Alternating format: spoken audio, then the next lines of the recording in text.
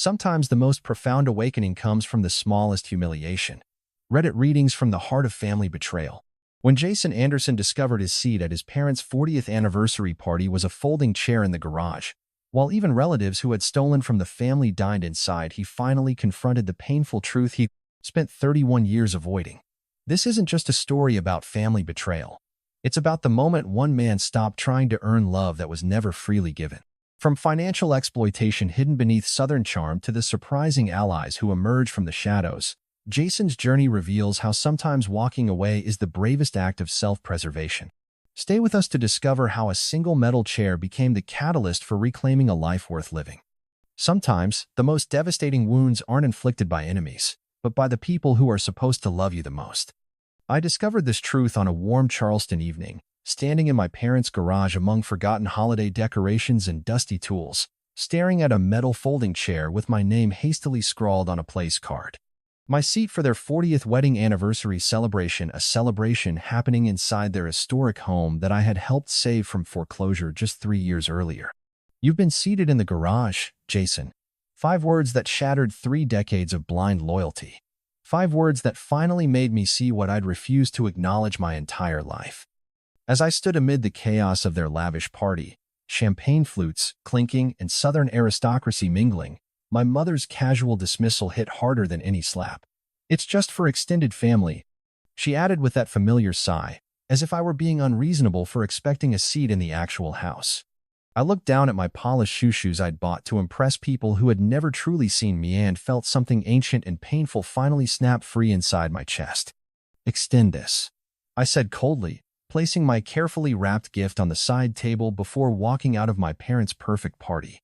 The sound of crystal glasses and polite laughter faded behind me as my father's voice called after me, sharp with public embarrassment. I didn't look back. "My name is Jason Anderson, and tonight I finally understood my place in this family." Through the connecting door, I could see the main house glowing with warm light, tables draped in crisp linens, and there, laughing at a prime table near my parents, sat Logan, my cousin who'd pawned my mother's silver just 4 years ago. Now he was forgiven and celebrated, while I was exiled. In that moment, 30 years of trying to earn love crystallized into perfect clarity. The weight of disappointment pressed against my chest. I wasn't family. I was staff. And tonight was my resignation. The engine of my car roared to life, but my ears were still ringing with decades of quiet dismissal. As I pulled away from my parents' perfectly manicured lawn, past confused valets and twinkling garden lights, I couldn't stop thinking about how that garage seat was just the final scene in a play that had been running my entire life. Growing up in the Anderson family meant understanding your role early. Mine was to be invisible. My sister Melissa's was to shine. From our childhood in that sprawling Charleston home with its gleaming hardwood floors and reputation to maintain, the pattern was clear. Melissa was 4 years younger, effortlessly charming with her quick laugh and social grace, everything valued in old Southern families like ours. I was the serious one, the responsible one, the one who made sure everything ran smoothly in the background. "Oh, Jason got into Vanderbilt? That's nice. Did you hear Melissa was chosen for the debutante ball?" My achievements were footnotes, hers were headlines. The worst part wasn't even the comparison, it was how I internalized it, how I became the family's emotional janitor. When Melissa crashed my car at 17, I still remember the weight of that moment. My hands still feeling the grease from my summer job, I stepped forward before anyone could ask. "I lost control of the car," I said, watching relief flood my parents' faces. Not because I was safe, but because Melissa was protected from consequences. That lie cost me an entire summer's earnings and then some. My father's response? A disappointed head shake and, "We expected better from you, Jason." Then there was the foreclosure crisis when I was 28. Dad lost his position at the investment firm unexpectedly. Their perfect Charleston home, the family legacy, was weeks from being taken. I emptied my savings account, postponed my own down payment plans, ate ramen for a year, worked 60-hour weeks to cover their mortgage until Dad found something else. Mom's acknowledgement? "That was good of you, Jason. Good of me." Like I'd brought over a casserole during a mild inconvenience. Last year's roof repair was the crowning achievement in my invisible support role. $15,000. My entire condo down payment fund. Gone. Transferred to them with barely a second thought because we're family. Their gratitude lasted approximately 3 minutes, just long enough for the bank notification to clear on their phones. The emotional math had always been clear. My sacrifices multiplied by 0 equaled exactly what I was worth to them, nothing. Driving away from that party, I finally understood that the folding chair in the garage wasn't an oversight. It was the most honest my family had ever been with me. The night I should have spent celebrating my parents' marriage became the night I finally divorced myself from their toxic love. But before I reached that breaking point in the garage, there was the party itself, a monument to appearances that would make any Southern socialite proud. The evening had started with such painful hope. I remember pulling up to my parents' historic home on South Battery, its antebellum columns draped with twinkling lights that reflected on the harbor beyond. The scent of magnolias and expensive perfume hung in the humid Charleston air. Valets in crisp white shirts greeted guests while catering staff bustled through the side entrance. I straightened my tie, a Brooks Brothers purchase that had cost more than I could afford, and felt that familiar tightening in my chest. The desperate desire to finally be enough. "You made it, Jason," my mother said when I entered, her tone suggesting mild surprise that I'd honored my RSVP. She looked radiant in pale blue silk, her pearls catching the light as she air-kissed my cheek. My father clapped me on the shoulder, that familiar dismissive pat that said, "You exist." Moving on now. I handed over my gift, a first-edition collection of Southern poetry my father had once mentioned wanting. My mother passed it to a server without even looking at the card. The house was transformed into something from a magazine spread. Tables with fine china, elaborate flower arrangements, a string quartet in the corner. Old Charleston money mingled with my parents' country club friends, everyone performing the dance of Southern gentility. My sister Melissa floated through the crowd in designer red, effortlessly charming, trailing laughter behind her like expensive perfume. "Let me find your seat, dear," an event coordinator said kindly. We wandered through the main dining room, past tables with calligraphed place cards. My parents at the head table, Melissa and her husband nearby. Their friends from the yacht club. Even my mother's third cousin from Savannah had a prime spot near the windows overlooking the garden. My name was nowhere to be found. "Oh." The coordinator's face fell slightly as she checked her clipboard. "You're in the other section." She led me toward the kitchen, then past it, to a side door that led to the detached garage. The concrete floor had been half-heartedly swept. A lone folding table covered in plastic cloth stood under fluorescent lights that buzzed and flickered. The scent of motor oil and fertilizer mixed with the catering trays set up on a workbench. "There must be some mistake," I said, my voice sounding distant to my own ears. That's when my mother appeared behind us. "Is there a problem, Jason?" Her voice carried that familiar note of impatience, the one that said I was making things difficult again. "My seat appears to be in the garage," I said, struggling to keep my voice even. "Yes, it's just for extended family." She gestured vaguely at the space, as if it were perfectly reasonable. The house filled up so quickly with everyone who needed to be accommodated. Needed to be accommodated. The words landed like a slap. I looked through the doorway back into the house, where I could see my cousin Logan laughing at a beautifully set table. Logan, who had stolen my father's golf clubs and pawned my mother's silver candlesticks just 4 years ago. Something inside me, something I'd spent decades carefully maintaining, finally shattered. Not with a bang, but with a calm, cold clarity that was almost frightening in its suddenness. Without a word to my mother, I walked back through the house. Conversations quieted as I passed. I reached the gift table where my package sat, still unopened. I picked it up, turned toward the crowd, and found my parents' eyes across the room. "Extend this," I said, my voice carrying in the sudden silence, and placed the gift back down with deliberate care. Then I walked out of the house, my father's angry calls following me into the warm southern night, marking the first time in my life I hadn't immediately responded to his summons. Walking away from that anniversary party was the easiest hard thing I'd ever done. But what happened next would test the fragile strength I'd just discovered. Before my car even reached the end of the Oakline driveway, my phone exploded with notifications. The family damage control machine was already in high gear. "Jason, how could you embarrass us like that? Your mother is in tears." My father's text came first, predictable in its focus on appearances rather than the humiliation they'd subjected me to. Next came Melissa. "Way to make mom and dad's special night all about you. Grow up." Then the extended family joined the chorus. Aunts, uncles, cousins, all expressing their shock at my childish outburst. Not one message asked why I had been seated in the garage. Not one person questioned the arrangement. I was, as always, the problem. I turned off my phone, hands shaking too hard to drive safely while the messages kept coming. My apartment downtown felt like sanctuary when I finally arrived. Simple, clean, mine.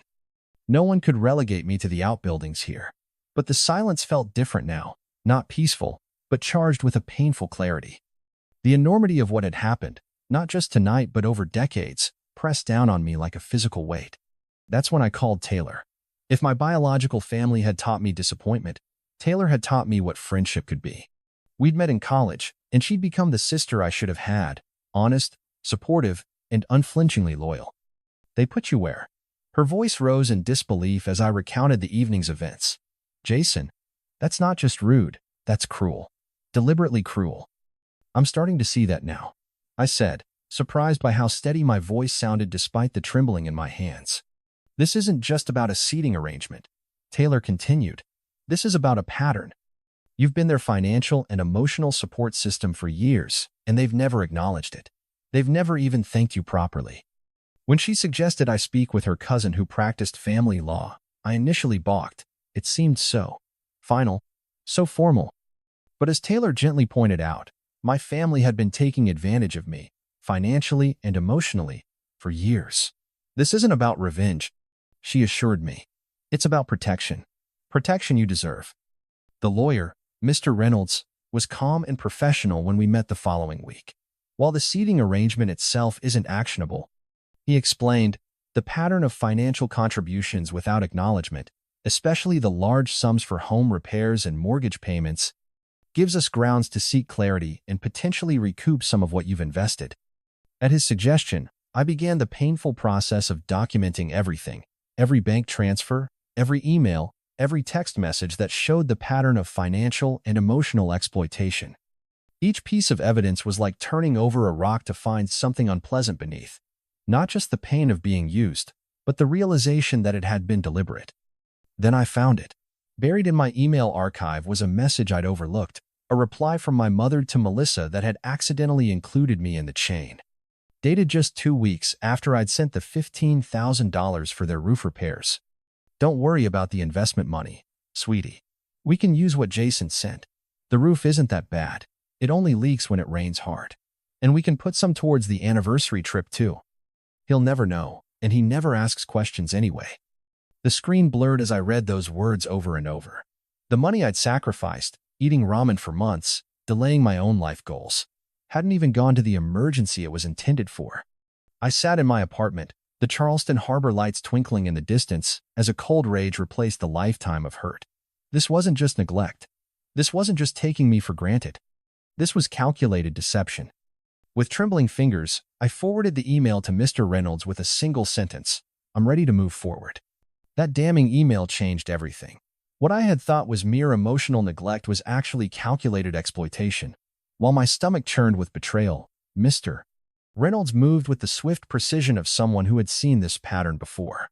We'll request formal mediation, he explained, his Charleston drawl softening words that carried legal weight. Not a lawsuit yet, just a structured meeting where we can present evidence and negotiate a resolution with a neutral third party present. The prospect of sitting across from my parents in a formal legal setting sent waves of anxiety through me. For 31 years, I'd been conditioned to smooth things over, to accommodate, to play my assigned role as the family fixer. But the image of that folding chair in the garage kept me resolute. So did the email that proved they diverted my roof repair money to Melissa and their anniversary trip while their home leaked during rainstorms. 2 weeks later, I found myself in a sterile conference room in downtown Charleston, the historic courthouse visible through windows framed by heavy curtains. The room felt both too warm and too cold at once. Mr. Reynolds sat beside me, his calm presence a ballast against the storm about to break. When my parents arrived with Melissa and their lawyer, a polished woman with pearls and a sharp expression, the temperature seemed to drop further. My mother looked smaller somehow, her usual confidence dimmed. My father's face was set in the tight lines of someone preparing for battle. Melissa wouldn't meet my eyes at all. Their lawyer introduced herself with practiced cordiality that did nothing to mask the tension. We're here to address a pattern of financial contributions made by Jason Anderson to his parents, Robert and Eleanor Anderson, under specific pretenses. Mr. Reynolds began, his voice steady. Over the past decade, these contributions total approximately $87,000, including mortgage assistance during 2019 to 2020 and home repair payments in 2023. My father interrupted almost immediately. This is ridiculous. Family helps family. We never forced Jason to contribute anything. Mr. Reynolds smiled slightly. Fortunately, we don't need to rely on conflicting recollections. We have documentation. He began methodically presenting evident bank statements, text messages, emails discussing my financial help. The transactions told their own story. Large sums flowing one direction only, always from me to them, often followed by minimal acknowledgement. Then came the email about diverting the roof money. As Mr. Reynolds read it aloud, my mother's face drained of color. My father started to sputter denials, but their lawyer placed a warning hand on his arm. That's been taken out of context, my mother finally said, her voice thin. I'd be interested to hear what context makes this appropriate, Mrs. Anderson. Mr. Reynolds replied calmly. The door opened before she could answer. A court clerk ushered in an unexpected figure, me cousin Logan. He looked uncomfortable in his ill-fitting blazer, his usual swagger replaced by an awkward solemnity. What is he doing here? My father demanded. Mr. Logan Anderson has agreed to provide testimony regarding the events at the anniversary party and his observations of the family dynamic. Mr. Reynolds explained. Logan cleared his throat, looking anywhere but at my parents. Look, I've messed up plenty in my life. Everyone knows that. But even I got a seat at the table that night while Jason was put in the garage. And afterward, I heard Aunt Eleanor say that Jason wouldn't make a fuss because he never does. That he was reliable that way. He finally looked at me directly. Man, I'm sorry. I should have said something that night. The silence that followed was deafening. My parents' carefully constructed narrative was crumbling under the weight of evidence and an unexpected witness. Their lawyer whispered urgently to them, and I watched as my mother's practiced composure finally broke. Tears welled in her eyes, not the manipulative ones I'd seen before, but tears of someone facing uncomfortable truths. We never meant. She began, then stopped. For once, she had no script. Mr. Reynolds leaned forward slightly. Here's what we're proposing. A formal acknowledgement that the financial contributions were loans, not gifts. A cessation of any defamatory communications about Jason to family or community members. And a clear understanding that future financial requests will be documented properly with repayment terms. As my parents reluctantly nodded, I realized this wasn't about getting money back. It was about something far more valuable, the truth finally acknowledged after decades of denial. The legal agreement was signed with trembling hands and averted eyes. But the emotional aftermath was far messier than any paper settlement. Walking out of that mediation room felt like emerging from a long imprisonment, disorienting freedom mixed with the harsh light of reality. My family had been officially put on notice, boundaries legally drawn, but the cost was steep. The carefully maintained fiction of our Southern family ideal lay in tatters, exposed for the manipulative arrangement it had always been. The social fallout was immediate and divided cleanly along predictable lines. My mother's carefully cultivated Charleston social circle closed ranks around them. The narrative they spun was one of ungrateful offspring and parental heartbreak. I became the cautionary tale whispered about at garden parties and charity events.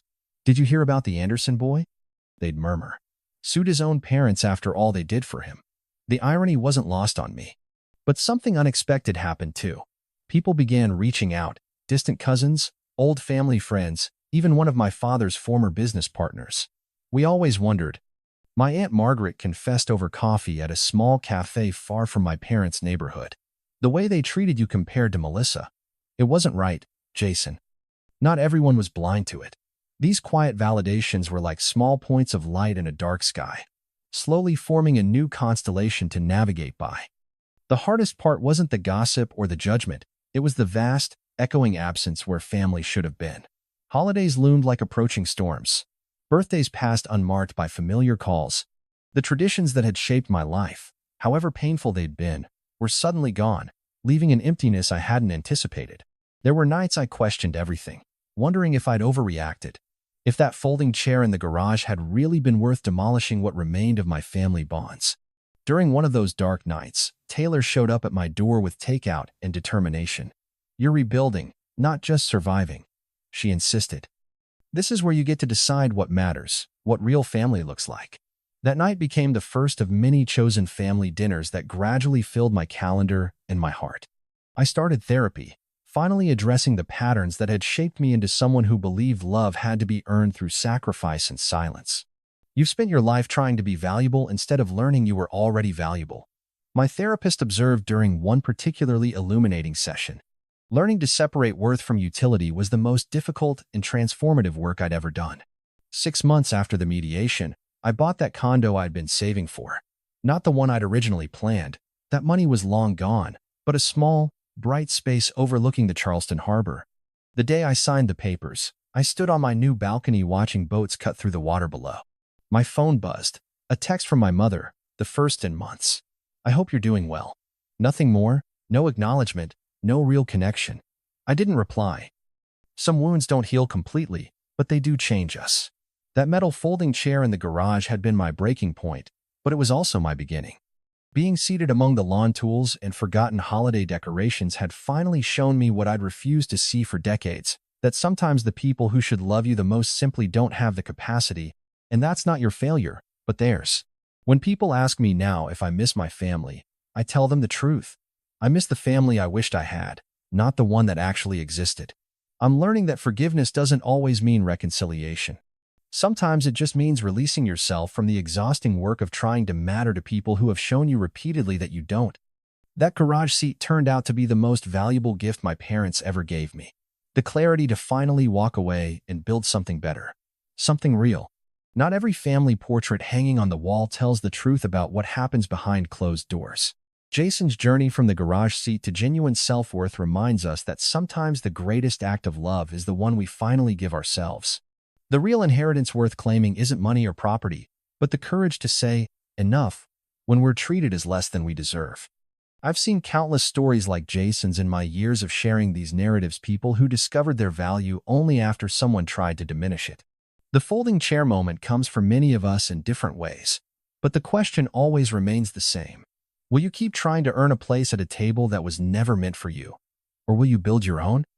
If Jason's story resonated with you or reminded you of your own family dynamics, I'd love to hear your thoughts in the comments below. Has there been a moment when you finally recognized your worth wasn't determined by those who should have valued you most? If this story resonated with you, hit that like button to help others find it. Leave a comment sharing your thoughts or experiences. Your words might be exactly what someone else needs to hear right now. And subscribe to join our community of resilient souls who've learned that sometimes being underestimated is your greatest superpower. Together, we're writing new endings to old stories, and I can't wait to share the next chapter with you.